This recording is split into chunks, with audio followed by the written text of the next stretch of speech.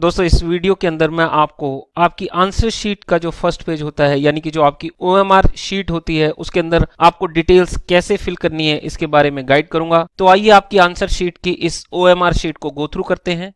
ये आपका answer sheet का फर्स्ट पेज है। ये एक स्पेसिमेन कवर पेज है जो यहाँ पर प्रोवाइड किया गया है, और सेकंड पेज पर आपको सारी ही इंस्ट्रक्शंस दी गई है कि आपको क्या रूल्स एंड रेगुलेशंस को फॉलो करना है। तो इस OMR शीट को फिल करने से पहले हम इसकी इंस्ट्रक्शंस को रीड कर लेते हैं। जो इंस्ट्रक्शंस है उसमें सबसे पहली इंस्ट्रक्शन ये है कि इस पेज पर आपको आंसर नहीं लिखना है। ये आपकी आंसर शीट में जो फर्स्ट पेज होता है उसकी बैक साइड है। जो फर्स्ट पॉइंट है वो ये है कि roll number should be written in figures and words in the allotted space at the right hand corner of the cover sheet के राइट हैंड कॉर्नर पे आपको फिगर्स के अंदर अपना रोल नंबर मेंशन करना है। And second, roll number should be written in box in numbers and darken the appropriate circles of the OMR portion provided in the right hand corner of the cover page with black और blue ball point pen. तो आपको यहाँ पर अपने जो roll number लिखना है वो ब्लैक या ब्लू बॉल पॉइंट पेन से ही लिखना है। And third, fill particulars such as examination, group number, paper number, subject at the appropriate space at the left hand upper corner.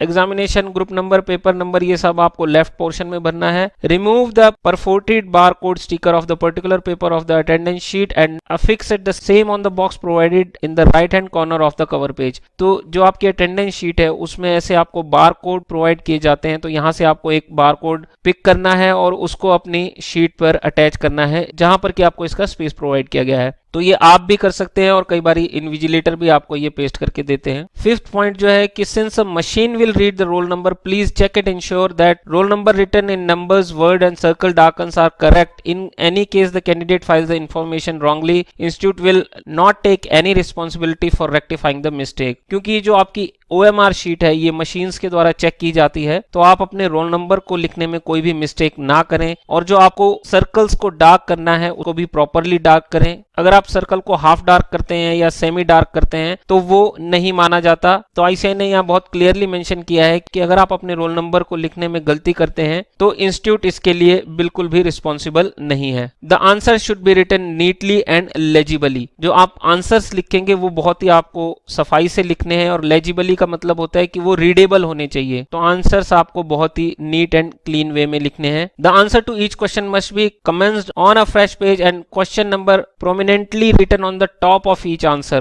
Alternatively, the question number should be distinctly written in the margin. और जब भी आप किसी नए question का answer लिखने के लिए शुरू करें तो उसको फ्रेश पेज से ही स्टार्ट करें, और सबसे पहले उसका जो नंबर है वो ऊपर मेंशन कर दें। क्योंकि कई बार स्टूडेंट्स ये मिस्टेक करते हैं कि जब वो अपना आंसर लिखना शुरू करते हैं तो वो उसमें क्वेश्चन नंबर लिखना भूल जाते हैं। तो आप ये गलती ना करें, और साथ में अगर कोई सब पार्ट है किसी क्वेश्चन का तो उसको आपको मार्जिन के अंदर लिखना है। तो इस चीज का आप ध्यान रखें। और जो 8th पॉइंट है उसमें ये मेंशन किया गया है कि अगर मान लीजिए कि कोई क्वेश्चन है जिसके सब पार्ट्स हैं, तो आपको उस क्वेश्चन के सारे ही पार्ट्स कंटिन्यूअस वे में लिखने हैं। जैसे कि the answer to each question in the all part should be fully completed in one page और in the consecutive set of pages before the next question is taken up. तो मान लीजिए कि अगर आपका क्वेश्चन नंबर 2 है, उसके अंदर ABC आपके 3 पार्ट्स हैं, तो जब आप आंसर को लिखना शुरू करें, सेकंड क्वेश्चन का A पार्ट फर्स्ट पेज पे लिखें, और इसी हिसाब से आपको जो कंसेक्यूटिव पेजेस हैं उसके अंदर ही उसके B और C पार्ट के आंसर लिखने हैं।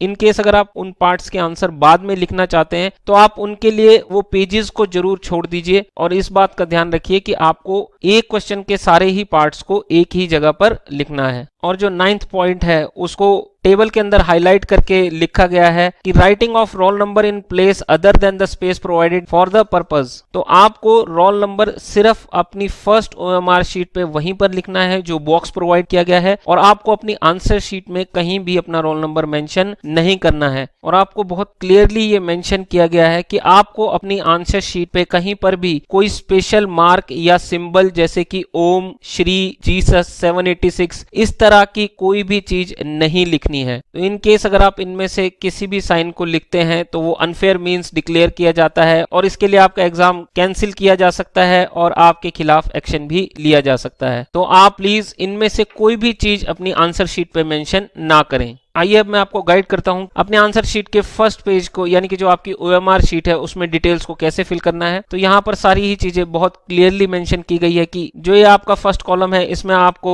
इन वर्ड्स अपने रोल नंबर को लिखना है। तो जैसे मान लीजिए कि आपका रोल नंबर 650051 है, तो इसके अंदर आपको वर्ड्स के अंदर यहाँ पर अपना रोल नंबर मेंशन करना है 6,50,051। और ये जो स्पेस प्रोवाइड किया गया है यहाँ पर आपको बार कोड स्टिकर जो आपके रिस्पेक्टिव पेपर का है अटेंडेंस रजिस्टर से निकाल कर उसे यहाँ पर पेस्ट करना है और यहाँ पर आपको अपने सिग्नेचर करने हैं। और राइट साइड में यहाँ पर आपको ब्लैक बॉल पॉइंट पेन से अपना रोल नंबर फिल करना है और इन सर्कल्स में आपको रोल नंबर डार्क करना है। जैसे कि यहाँ पर आपका फर्स्ट डिजिट जो है वो 6 है, इसलिए 6th प्लेस का जो सर्कल है उसको कंप्लीटली डार्क किया हुआ है। तो बच्चों इस चीज का ध्यान रखना कि आपको ना तो सेमी डार्क करना है और ना ही उसको हाफ डार्क करना है, आप उसको कंप्लीटली फिल करेंगे। और जो आपका सेकंड डिजिट है वो 5th है, इसलिए 5th सर्कल को यहाँ पर डार्क किया गया है और इसी तरह से आपके सारे सर्कल्स को फिल किया गया है।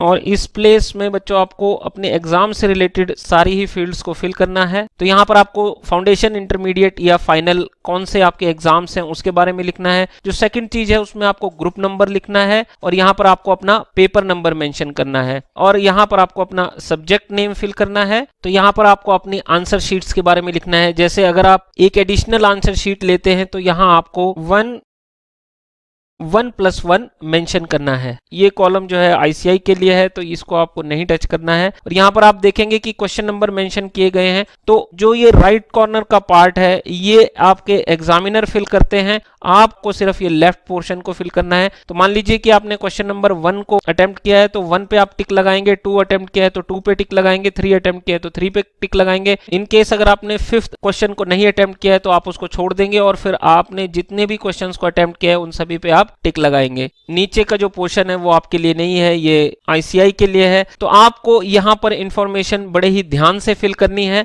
और एक और इंस्ट्रक्शंस यहाँ पर क्लियरली मेंशन की गई है कि जो आपको रोल नंबर है वो अपनी आंसर शीट में कहीं भी मेंशन नहीं करना है। रोल नंबर सिर्फ आप या तो यहाँ मेंशन कर सकते हैं या फिर आप ऊपर वर्ड्स में मेंशन कर सकते हैं। इसके अलावा आपको अपना रोल नंबर कहीं भी मेंशन नहीं करना है।